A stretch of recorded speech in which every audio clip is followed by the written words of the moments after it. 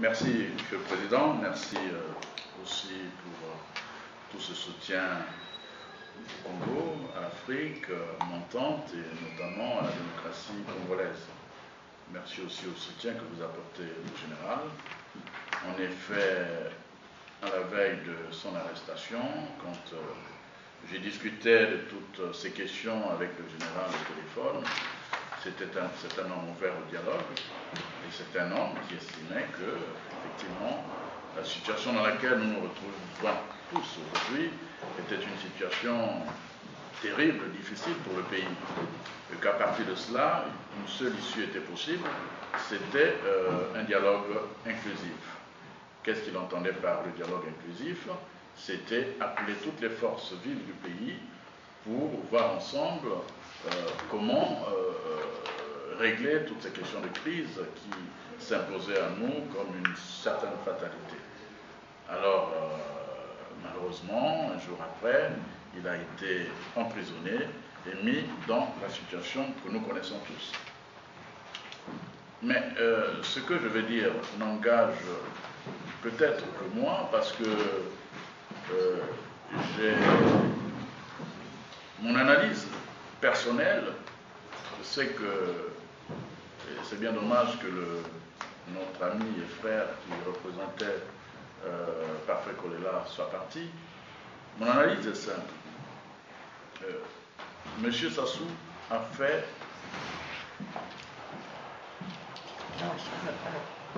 Monsieur Sassou a fait de... Non.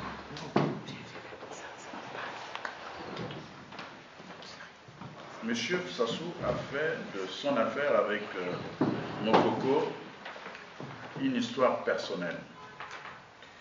Et je vais vous le démontrer. Et malheureusement, beaucoup des cadres de l'opposition sont rentrés dans ce jeu. Il est évident qu'avant que le général Mokoko n'arrive au Congo, les démocrates qui se battaient sur le terrain et tous ceux qui voulaient le départ de M. Sassou se sont organisés, chacun à sa manière. Certains pour être candidats et autres. Comme Mokoko arrive, on a eu l'impression qu'il a dérangé un plan. Et ça, il faut dire les choses telles qu'elles sont. Pour beaucoup d'opposants, ils ont vu arriver un autre adversaire. Et ils sont entrés quelquefois dans des considérations hypocrites et politiciennes. De sorte que lorsque tous les malheurs se sont abattus sur Mokoko, on n'a pas senti un véritable soutien. Et ça se sent aujourd'hui. Et M. Sassou en a profité jusqu'à aujourd'hui.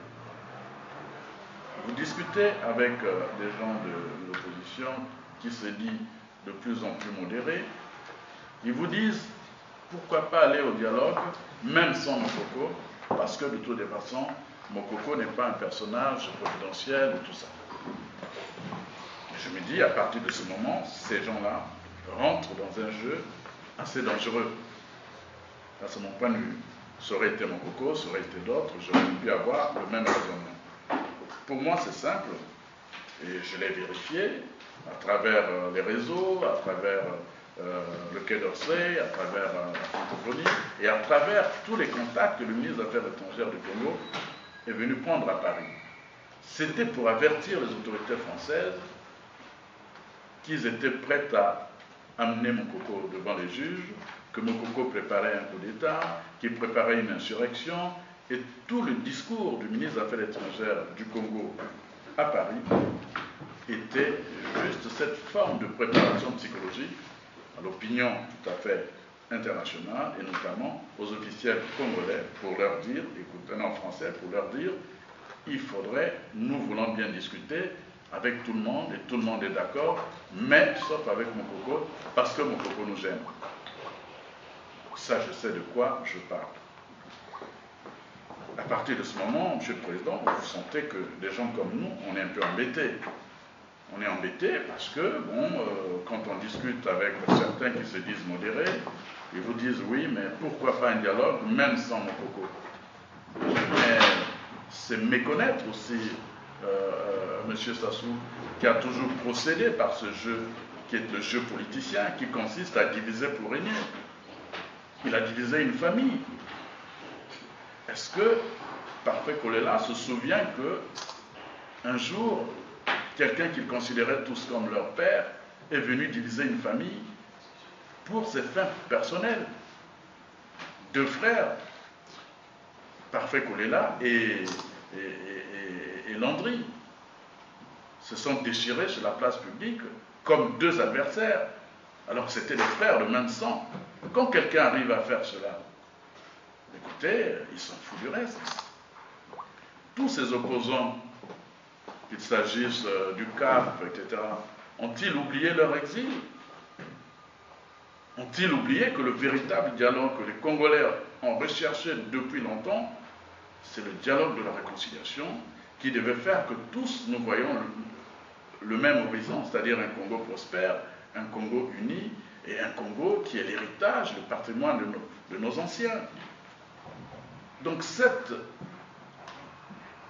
réalité, qui est une réalité plus importante, plus profonde, je crois que beaucoup des Congolais l'ont oublié juste parce qu'ils veulent des positionnements politiciens ou politiques. Moi, je considère qu'aujourd'hui, il ne peut pas y avoir de dialogue dans un climat que nous constatons, qui est un climat délétère, qui est un climat malsain, politiquement parlant. Et je continue à penser, comme certains d'entre nous, qu'effectivement, dans toute période de crise, il arrive un moment où les enfants d'un même pays se retrouvent pour revoir ensemble comment démarrer.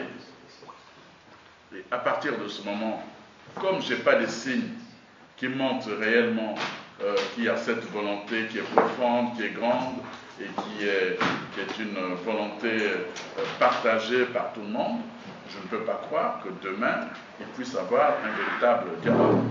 Sinon des dialogues qui consisteraient à positionner un dictateur qui est là et qui veut rester éternellement là et qui a besoin de ce pseudo-dialogue pour montrer à l'opinion internationale et nationale que chez moi, tout se passe bien. Et malheureusement, malheureusement, parmi nous, il y a des gens qui rentrent dans ce jeu tout simplement parce que ça fait leur confort personnel, leur promesse de prochain statut, mais fondamentalement, ce dialogue-là, tel que M. Sassou l'organise, c'est un dialogue qui consiste tout simplement à conforter sa place, parce qu'au plan international, ce monsieur est plus ou moins rejeté, au plan national, les gens ont peur, ils sont tétanisés, mais personne aujourd'hui ne reconnaît M. Sassou au Congo comme à l'extérieur, comme un homme d'État qui aurait été, comment dirais-je, encensé ou bien reconnu par son peuple. Donc nous en sommes là. Dialogue, oui, nous sommes africains, on a besoin d'un dialogue, mais tel qu'il se positionne là, j'ai honte pour ceux qui rentrent et qui ont un discours, oui, on peut aller au dialogue sans Mokoko, tout simplement parce que ces gars-là ne sont pas non plus les diables. Quand Lissouba est rentré au Congo, nous avons vécu la même chose. Et je vais vous le dire, et ça les sociologues le diront, il faut relire les écrits de Yengo sur la rupture. À un moment donné, le débat au Congo, comment dirais-je, se résumait en Mboshi Congo, Lari. Quand les Mboshi n'ont pas le pouvoir, c'est les Lari, etc. Et Lissouba, qui venait de Nibolek, comme on le dit, est apparu comme quelqu'un qui est venu troubler le jeu. Et tous les gens se sont acharnés sur ce monsieur. Je crois qu'il faut qu'on quitte, on sorte un peu de ce genre de considération pour penser qu'un fils du Congo, qu'il soit du nord ou du sud, s'il est capable de diriger ce pays-là, nous devons être derrière lui pour l'accompagner dans ce schéma. C'est le jeu démocratique. Mais tant qu'il n'y a pas cette vision, cette façon de faire, nous allons éternellement rentrer dans des bricolages. Et moi, je pense que le problème du Congo, c'est un problème où tout simplement M. Sassou veut conforter son pouvoir et il utilise son jeu habituel qui consiste à diviser pour avancer. Et cette mayonnaise, j'ai l'impression que les choses marchent parce que quand vous discutez avec des gens de l'opposition qui se disent modérés, leur premier problème c'est oui, mais on peut aller au dialogue même sans des prisonniers, mais enfin nous nous battons pour la démocratie, nous nous battons aussi pour ceux qui sont en prison. Et ces gens-là dans leur histoire, que ce soit John sait quand même qu'une fois, on avait dit ici, un peu partout, qu'on lui avait, on voulait l'empoisonner, il avait des costumes dans sa valise, et que ce sont les services de Sassou qui avaient mis du poison dans ses costumes. A-t-il oublié qu'aujourd'hui, on peut aussi empoisonner d'autres? Ce qui arrive aux autres, aux uns peut arriver aux autres.